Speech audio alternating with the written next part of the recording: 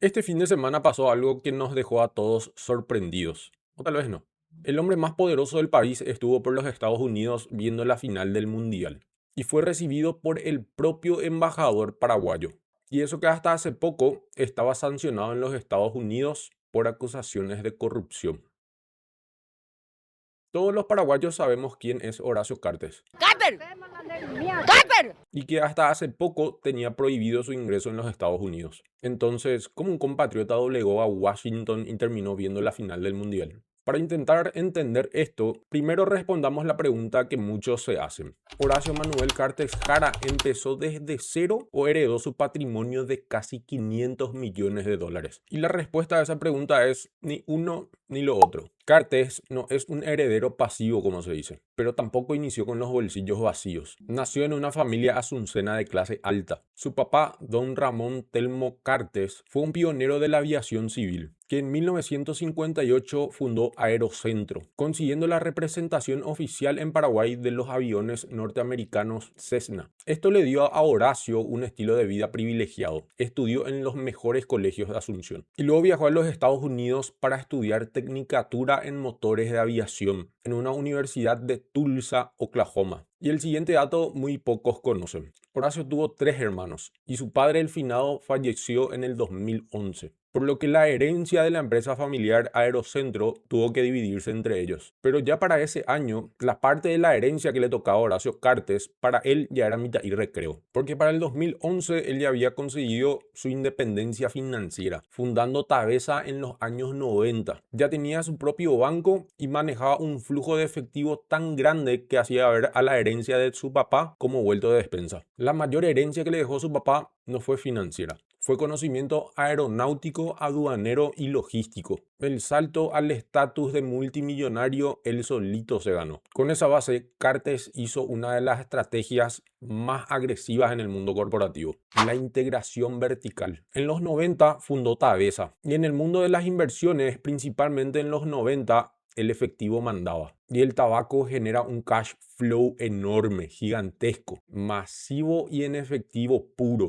Y acá surge la siguiente pregunta. ¿Qué hace un estratega financiero con tanto efectivo? Algo muy simple en la teoría. Se convierte en su propio banco. Entonces decidió fundar Cambios a Mumbai, que posteriormente se convirtió en Banco Basa. Comenzó a depositar todo el dinero dentro de su propio banco y comenzó a financiar sus propios proyectos, dando inicio a la diversificación horizontal. Podés hasta no quererlo, pero si cargas combustibles de Enex, compras remedio de Pharmacenter, tomas una pulp o compras cementos de la cementera Secom, lo siento decirte, pero estás metiendo dinero en el mismo ecosistema empresarial. Creó un monopolio de cosas que la gente consume todos los días. Ahora pasemos a hablar de números oficiales que posiblemente te van a sorprender. Para el año 2021, antes de cualquier conflicto internacional, el grupo Cartes presentó un perfil corporativo declarando que administraba más de 245.000 hectáreas en Paraguay y declararon que generaban ventas netas anuales que superaban los 740 millones de dólares. Tan solo una de sus empresas, que es Tabesa, lideró por años el ranking de aportantes privados en la SED, ahora conocido como DENIT, llegando a aportar más de 249.000 millones de guaraníes en un solo año, unos 45 millones de dólares solo en impuestos. Grupo Cartes no era solo un holding. Económicamente, el grupo se convirtió en el principal pulmón fiscal y de empleo del sector privado paraguayo. Ese mismo año, 2021, Horacio Cartes presentaba su declaración jurada y él mismo mencionaba tener activos por más de 500 millones de dólares. Pero en julio del 2022, en su propio juego, tiró los dados y salió un número que no quería. El Departamento de Estado lo declaró como significativamente corrupto y meses después fue incluido en la lista de la OFAC. En finanzas internacionales, estar dentro de la lista de la OFAC es como una sentencia en plaza pública. Te congelan todos los activos que se encuentran bajo el radar de los Estados Unidos y te prohíben operar en dólares. Estando en esa lista, ningún banco corresponsal se arriesga a hacer transferencias a tu nombre. Y grandes empresas americanas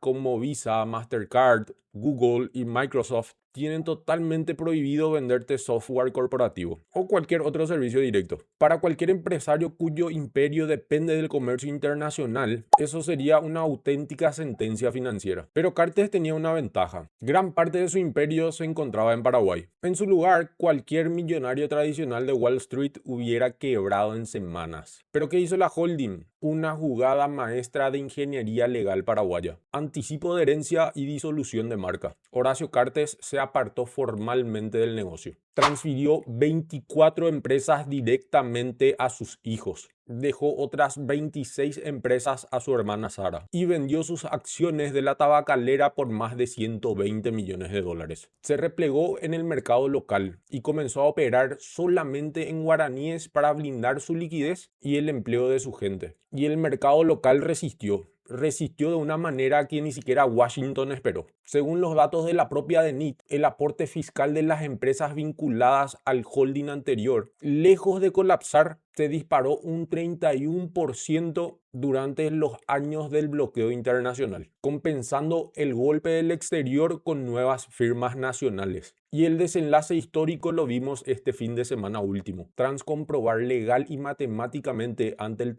americano su desvinculación patrimonial. En octubre del año 2025, la OFAC oficialmente levantó las sanciones financieras a su nombre. Como resultado, ese mismo hombre que hace 9 meses tenía prohibido pisar ese país, aterriza en New York en un vuelo privado para ver nada más y nada menos la final del Mundial de Fútbol. El que tiene plata hace lo que quiere. Y este caso nos deja una lección financiera importante. En mercados emergentes, controlar la liquidez del día a día de todo un país te otorga un escudo financiero que ni el dólar global puede perforar fácilmente. La gran duda que ahora nos queda a todos los paraguayos, yo creo que es: ¿Estados Unidos lo borró de la lista porque su defensa matemáticamente demostró su inocencia patrimonial, o simplemente porque el poder político de Washington cambió? Y hoy para Trump, Paraguay es un aliado estratégico. También te quiero leer caso conozcas historias de Horacio Cartes que no mencioné en este video. Te leo en los comentarios.